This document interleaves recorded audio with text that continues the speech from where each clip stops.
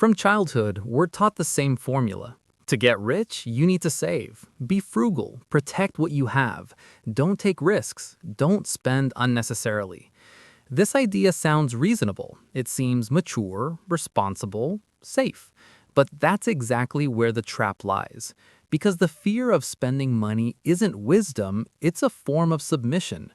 Machiavelli wrote that people are governed by fear more often than by love, and the fear of losing the little you have is one of the most reliable tools of control. A person who's afraid to spend becomes predictable, obedient, cautious, an ideal element of the system. But money obeys different laws. It doesn't grow in stillness. It doesn't multiply in silence. It doesn't love peace. Money grows only through movement. What most people call security looks like stagnation to the wealthy, and stagnation is the beginning of decay. The rich never hold on to money. They command it. Every dollar for them isn't a treasure, it's a soldier. It must move forward, capture territory, return with reinforcements. The poor lock their money in cages, thinking they're protecting it. But in reality, they're suffocating their own potential. This is financial death disguised as caution. Machiavelli would have smiled. He wrote that people don't perish when they take risks, but when they chase what's desired instead of what's profitable. Comfort gives a sense of protection, but doesn't give power, and comfort taken to the extreme becomes a velvet prison. A true master doesn't fear loss, he uses it. Every risk, every expense, every bet is part of a larger game. He exchanges short-term peace for long-term control. Machiavelli wrote that the lion cannot defend itself from traps, and the fox cannot defend itself from wolves. Therefore, a ruler must be both. This applies to money as well. All empires were built not through accumulation, but through expenditure. The Medici spent fortunes on art, alliances, and influence, not because they loved luxury, but because they understood that reputation and reach are currency stronger than gold. Modern billionaires operate the same way. They invest money in technology, networks, influence, while the masses cling to savings, hoping inflation will spare them. Ask yourself why someone like Jeff Bezos reinvested all money into a company that barely made profit for years. Because he understood what Machiavelli knew: stagnation is rot. The moment your money stops moving, you begin dying slowly. You think savings protect you, but inflation erodes them, time devalues them, and fear freezes your growth. While you wait for the right moment, someone bolder is buying your future with their determination. Here's the secret the elites don't say out loud. Money hates immobility. Like muscle, it atrophies without stress. It grows only through risk, opportunity, and intention. The wealthy aren't spendthrifts, they're tacticians. Every expense is a chess move. Every expenditure is a tool for amplification. The poor rejoice that they saved a couple of dollars.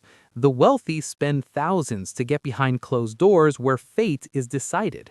One mindset values the illusion of security, the other, access. The poor protect money, the wealthy protect position, because when position is lost, money follows it to the grave. A person who guards their coins but doesn't guard their influence is like a king polishing his sword while the castle burns. Ask yourself an honest question. If you had $1,000 right now, would you spend it on comfort or on strengthening, on pleasure or on the future? Most choose appearance. They buy things to look successful for those who will forget them tomorrow. The wealthy buy access to those who can change their trajectory forever. That's exactly why some rise while others walk in circles. There's a rule the poor never learned. Financial destiny is determined not by what you earn, but by what you set in motion. Money is a servant, not an idol. When you start treating it as a fragile treasure, you've already lost. Machiavelli wrote that a ruler who is not himself wise cannot be well advised. The same with money. If you don't have the courage to command it, it will serve another master. The world doesn't reward caution, it rewards controlled audacity. Empires aren't built on savings accounts. They're built on movement, leverage, and composure. The wealthy aren't gamblers, they're strategists disguised as risk takers. They lose in the small to win in the large. They spend to grow, not to escape. Every decision they run through one cold question: will this make me stronger in the long term? That's Machiavellian thinking. The poor spend to feel rich. The wealthy spend to become rich. The poor see spending as loss. The wealthy see it as leverage. This difference separates dynasties from debtors. And if this sounds harsh, it is. But the game of wealth has always been harsh. And those who understand movement, leverage, and timing don't just play it. They design the rules. To understand how to spend money so it returns, you need to abandon the everyday view of expenses. Most people divide spending into two categories: reasonable and foolish, necessary and excessive, mandatory and pleasant. But this is poor people's thinking. Machiavelli looked at expenses differently. For him, there was only one division: spending that strengthens position and spending that weakens it. Everything else is self-deception. The poor spend money to relieve tension. The wealthy spend money to increase pressure. But on the world, comfort is the most expensive trap. It doesn't give strength, it gives pause, and that pause drags on for years. A person who buys comfort instead of strengthening isn't typically stupid. He's just tired. Tired of fighting, tired of waiting, tired of feeling almost but not quite. The system knows this and gladly sells him the illusion of rest. A new thing, a new gadget, a new subscription, a new small joy. Machiavelli wrote that the people need spectacles so they don't ask questions. Modern spectacles have become personalized, and that's exactly why they're so effective. Every purchase that doesn't strengthen you reinforces your place. Money leaves, position remains the same. The wealthy spend differently. Their expenses almost never look impressive from the outside. They're boring, cold, strategic. They spend on capability, skills that increase decision speed, knowledge that shortens the path, experience that allows avoiding dead ends. The poor buy a course to feel hope. The wealthy buy access to shorten time. The difference is colossal. Machiavelli wrote that time is a ruler's rarest resource. Lost money can be recovered. A lost moment, never. Therefore, the wealthy are willing to pay for speed, for early entry, for insight, for the opportunity to be first. The second category of correct spending is position. Position isn't status and isn't showmanship. It's place in the system. Spending on position often looks strange to an outside observer. Why is he paying to participate in a close circle? Why is he flying to a meeting with no immediate benefit? Why is he spending money on connections that give nothing yet? Because he thinks not in terms of results, but in terms of positioning. Machiavelli understood that whoever stands next to the source of decisions will eventually participate in those decisions. The poor ask, what will I get right now? The wealthy ask, where will I stand after this step? And finally, the third category, access. This is the most powerful and most misunderstood form of spending. Access to people, to information, to close conversations, to context. The poor consider this empty spending. The wealthy know one right conversation can be worth more than years of work. Machiavelli wrote that a ruler must be close to those who know more than others, not because he himself is weak, but because knowledge amplifies power.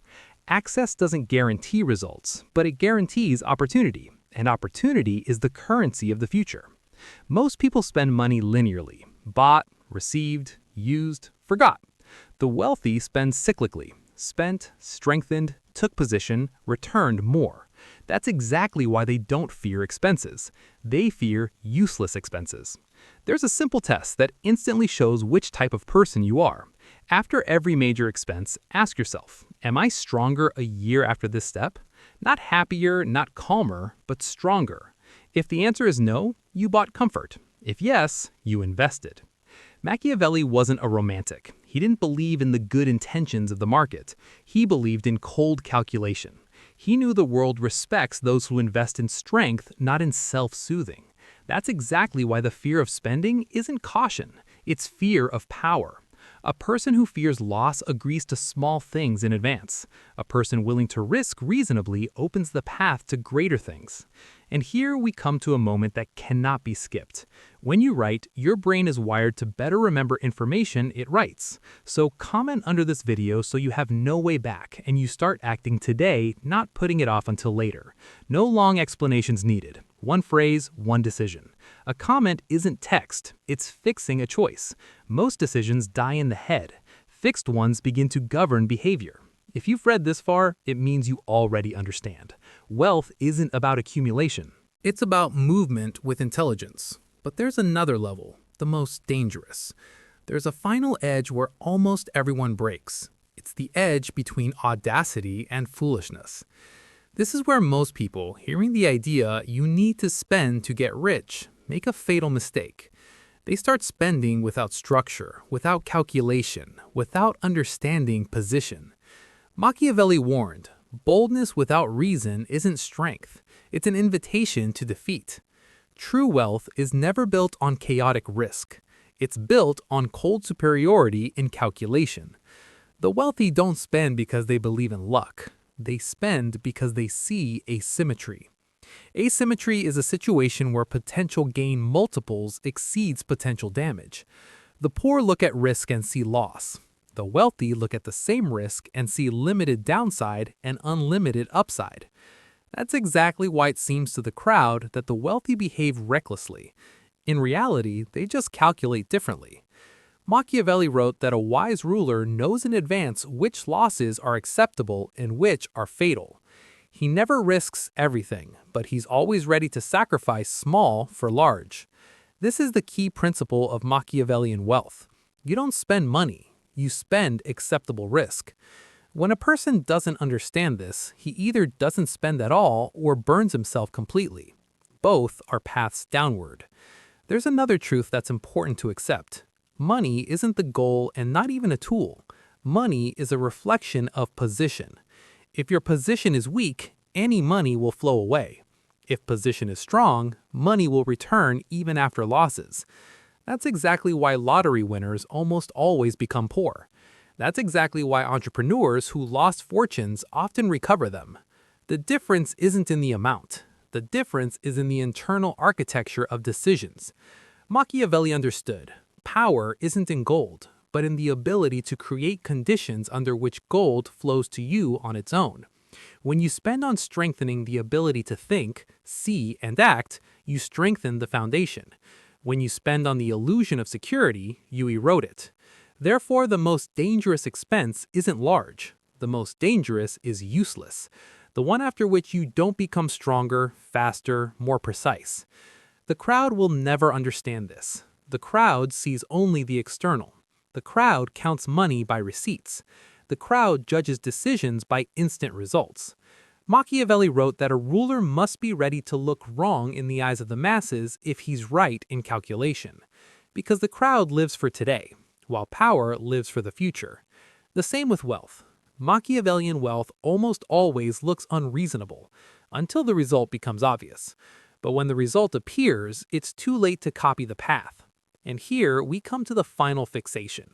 If you've reached this point, it means understanding already exists within you. Saving itself doesn't save.